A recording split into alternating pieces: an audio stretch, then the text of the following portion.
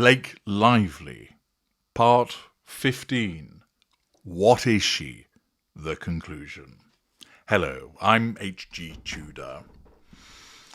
We have taken a detailed examination of Blake Lively, looking at various facets of her life, her upbringing, her relationships with her parents, with her siblings, how her career has panned out, information from interviews, video footage, things she said herself, things that have been said about her, the whole litigation with Justin Baldoni, the spat in relation to the promotion of It Ends With Us and the behaviour that took place during the production of that film. We've looked at various aspects of her life over a long period of time to assess the evidence to form a view. This is done to ensure that the evidence is taken from a wide range of sources, from a different set of viewpoints, and so that we look at it in the round, because as I've explained, you can easily find one piece of evidence that demonstrates that somebody has a narcissistic trait or indicator, but that in isolation is far from convincing evidence that the person is a narcissist. Instead, what you have to do is gather a considerable amount of evidence, sieve through it, weigh it all up, look at it over a sustained period of time to see what the pattern of behaviour is, and then make a determination as to, are we witnessing somebody who's empathic? Are we witnessing somebody who is a normal? Are they narcissistic but not a narcissist, or are they a narcissist?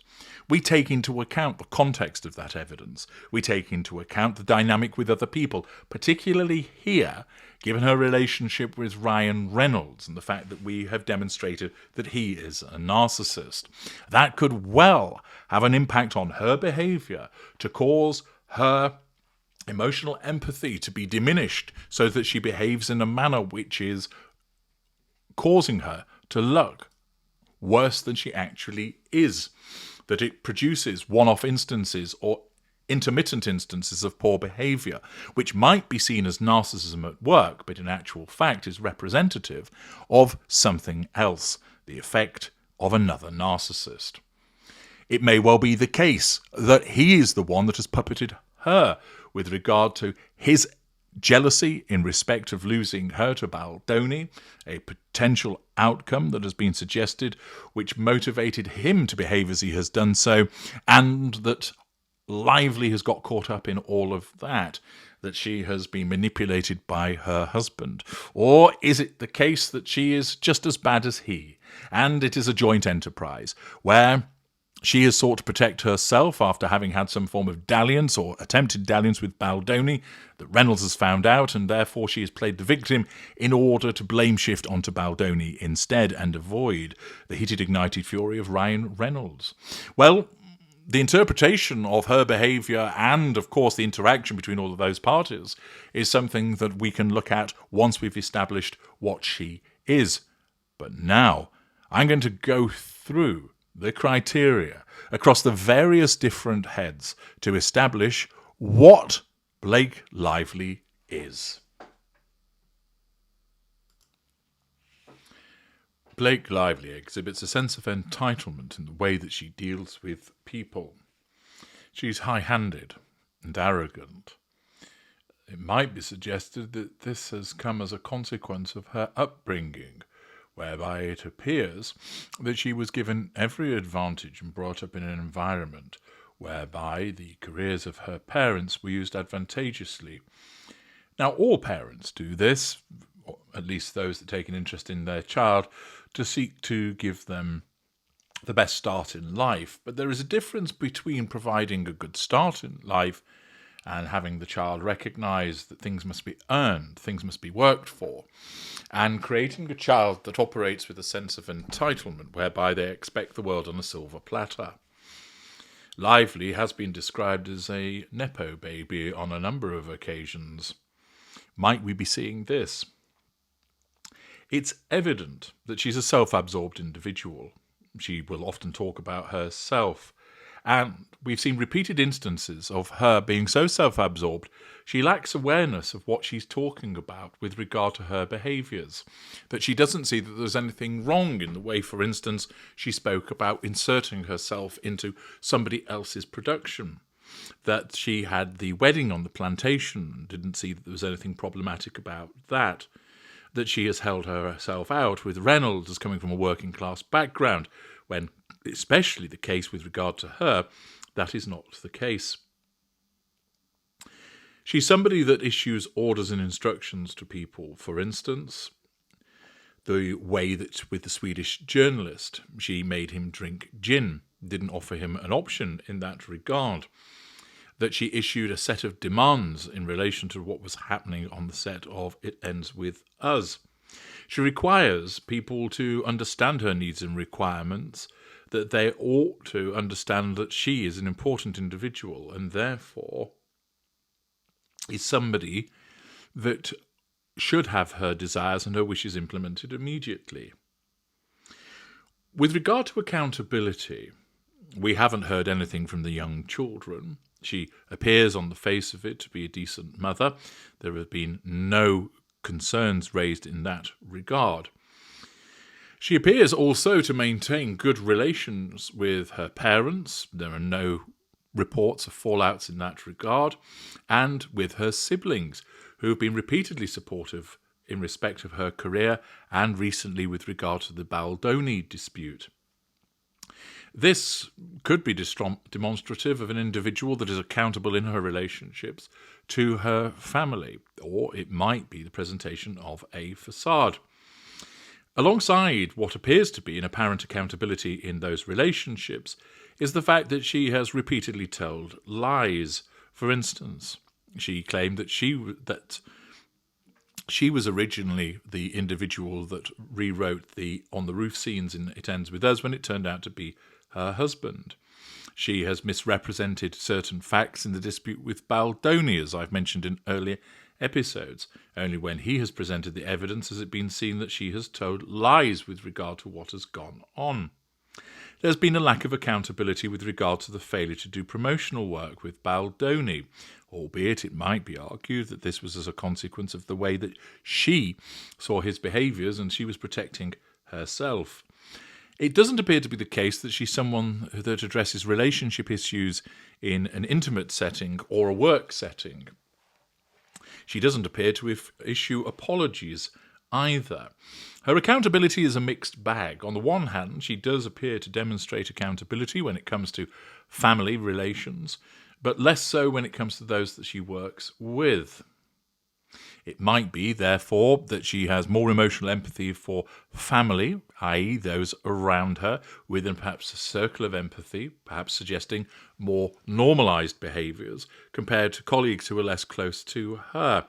Or, again, is it merely the presentation of cognitive empathy and part of a facade that she utilises to show to the world, look, me and my family are very close?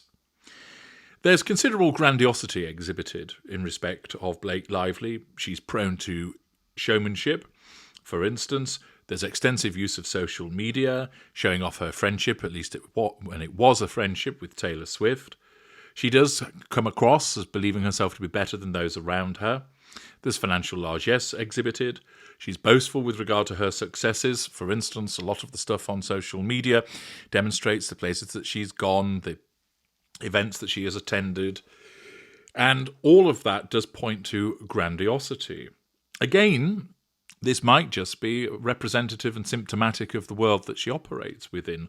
After all, she's part of Hollywood and is wealthy, and therefore has access to these various places. There's evidence of haughty behaviours. For instance, she called her colleagues monkeys. She had a spat with Leighton Meester, so she's bad-mouthed colleagues.